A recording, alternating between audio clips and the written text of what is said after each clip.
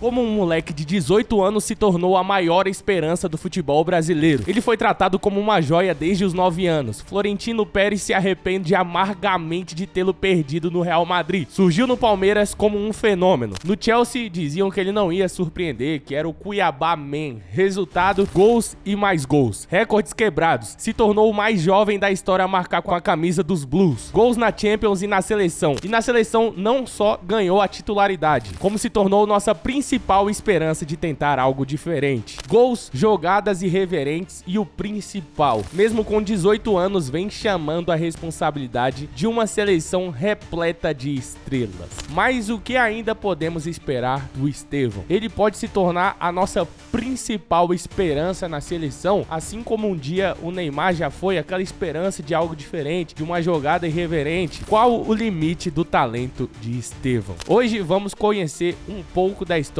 desse menino simples, cristão, que vem chamando a atenção do mundo. E a partir das suas origens nós podemos compreender aonde esse moleque pode chegar baseado no que ele já fez. É simplesmente assustador. Estevão, o próximo príncipe brasileiro.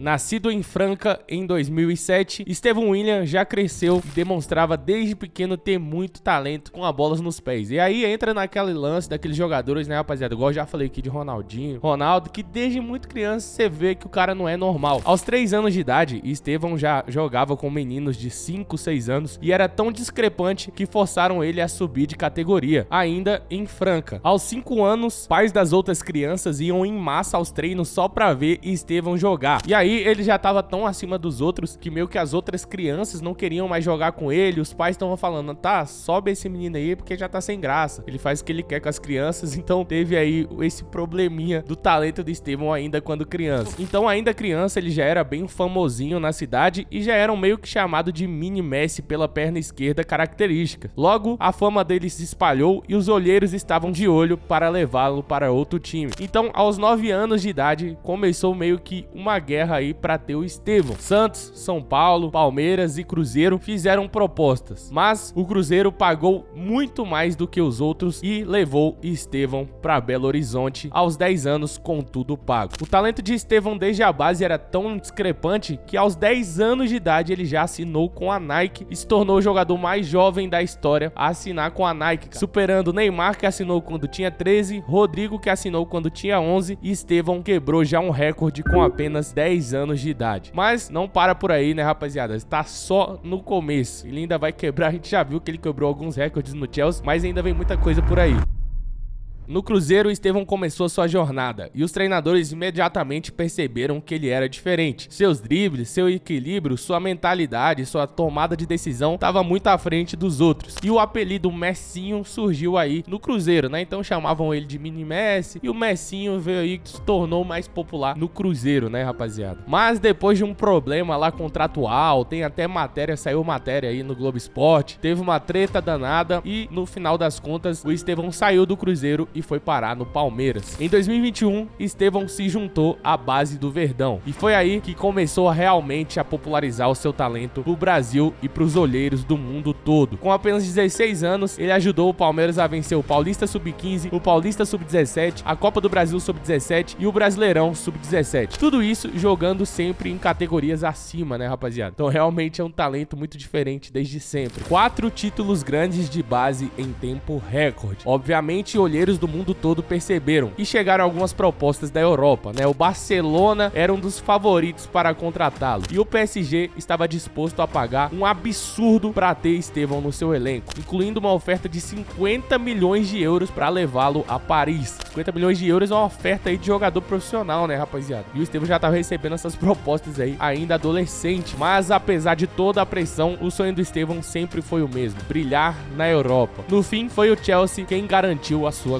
contratação. Na época eu lembro que muita gente, inclusive eu, falei, pô, Chelsea, cara, legal que ele vai ter minutagem, vai conseguir jogar, mas assim, não vai brigar por grandes coisas, né? Mas hoje, vendo o destino do Endrick no Real Madrid, a gente vê que foi a melhor opção, né, rapaziada? Se ele fosse pro PSG, ele iria ser banco muito provavelmente, era difícil ele tomar a vaga ali do Kvaratskhelia, do Dembélé. Se ele fosse pro Barcelona, pô, ele ia brigar com o Yamal, se ele brigasse na outra ponta, ia brigar com o Rafinha. Então, realmente, o Estevão fez a melhor escolha indo pro Chelsea, tá jogando na Premier League, tá destruindo absurdo, mas a gente vai chegar lá ainda, né, rapaziada? Mas antes de falar do Chelsea, aí a gente tem que falar da passagem dele como profissional do Palmeiras, né, rapaziada? No dia 6 de dezembro de 2023, contra o próprio Cruzeiro, quis o destino que Estevão fizesse a sua estreia como profissional. E desde a sua estreia como profissional, só validou o que todos já esperavam dele. Se o Palmeiras ainda conseguiu brigar pelo título até o fim do Brasileirão, muito se deve a Estevão, que foi líder de várias estatísticas. Golaços marcados, golaço contra o Grêmio, golaço contra o Atlético Mineiro, gol de falta contra o Cruzeiro, destruiu o Vasco assim que já tinha sido há pouco tempo como profissional. Estevão termina sua passagem pelo Cruzeiro com 27 gols marcados e 15 assistências. E quis o destino que essa última partida vestindo a camisa do Verdão fosse contra o Chelsea no Super Mundial, no qual ele ainda anotou um golaço. E sua chegada no Chelsea foi surpreendente. Muitos diziam que ele seria só mais um jogador de Brasileirão e não ia conseguir se adaptar à Premier League. Mas lá, Estevão não só se adaptou, como quebrou todas as expectativas. Já chegou metendo gol. E no clube inglês, Estevão não só confirma o entusiasmo inicial, como ultrapassa as projeções. Dirigentes e membros da comissão acreditam que no prazo de 3 temporadas, o atacante brasileiro pode atingir o status de um dos 10 melhores jogadores do mundo. E isso é tratado com naturalidade lá pelos ingleses, cara, pelo scout, falando, não, o que ele tá demonstrando aqui, a maturidade, o nível de desenvolvimento dele, daqui a 3 anos, provavelmente ele vai estar entre os 10 melhores jogadores do mundo. Obviamente, Florentino Pérez e a comissão do Real Madrid, o scout, ficou louca por ter deixado o Estevão passar, né, rapaziada? Isso tá gerando um incômodo interno lá, segundo a própria matéria da ESPN. De acordo com pessoas ligadas ao dia a dia do clube, a maturidade de Estevão impressiona. O Chelsea diz que o nível de comprometimento dele excedeu a expectativa. Ninguém nunca antes se adaptou tão rápido ao estilo inglês e às orientações táticas. Estevão marcou gols importantes, meteu o gol da vitória contra o Liverpool, fez gols na Champions contra o Ajax, deu assistências e há poucos meses na Europa já teve uma valorização considerável. Segundo o Transfermarkt, hoje em dia ele está avaliado em 60 milhões de euros. E pela seleção, Estevão não tá deixando a desejar. Pelo contrário, já tá se aproximando aí do número da galera que tem mais de 6 anos de seleção, né? Não tô falando de Vinícius Júnior, não. Sei lá, daqui a pouco o menino com 10 jogos já passou os números Vini. Não sei, talvez, né? Estevão na seleção está evoluindo em ritmo histórico. São 5 gols, 3 prêmios de melhor da partida. É o artilheiro da era Ancelotti e vem marcando um gol a cada 90 e Neymar Júnior. Obviamente, né, rapaziada, esses números são muito ilusórios, a gente não pode se apegar a isso. Quando os caras estrearam aí, Neymar, os outros caras, Ronaldo, Zico, eram jogos diferentes, né? O Estevão tá vindo de uma sequência aí de jogos amistosos, também teve algumas eliminatórias. A gente não pode se apegar muito a esse número, não pode dizer, ah, porque ele fez isso, ele vai ser o novo Zico, o novo Pelé. Não, pelo amor de Deus. Mas é um número absurdo de um jogador que, pô, tem cara que é convocado e direto, não tem 3 gols pela seleção. E o Estevão tá quebrando recordes e, principalmente, sendo um cara que a gente consegue ter esperança dele dentro de campo. A esperança que a gente tentou ter no Vini Júnior durante esse período todo, durante todo esse ciclo, hoje ela já é mínima, né? Eu quero que o Vinícius Júnior seja titular, sim, porque não tem opção melhor que ele, mas que ele pegue a bola ali e contribua de uma forma tática, técnica. Não tenho mais aquela esperança do Vini Júnior ser desequilibrante na seleção brasileira. Ao contrário do Estevão, eu tenho expectativa, sim, de que ele possa driblar 1, 2 jogadores e fazer uma jogada individual, como quase fez contra aí a Tunísia, né? Na verdade, ele fez, aí o juiz não deu pênalti, depois ele fez outra, quase marcou o gol no último lance do jogo. Então é um rapaz realmente iluminado, cristão, né? Que tá sempre aí exaltando o nome de Deus. Então realmente é um moleque abençoado e espero que ele possa alcançar o maior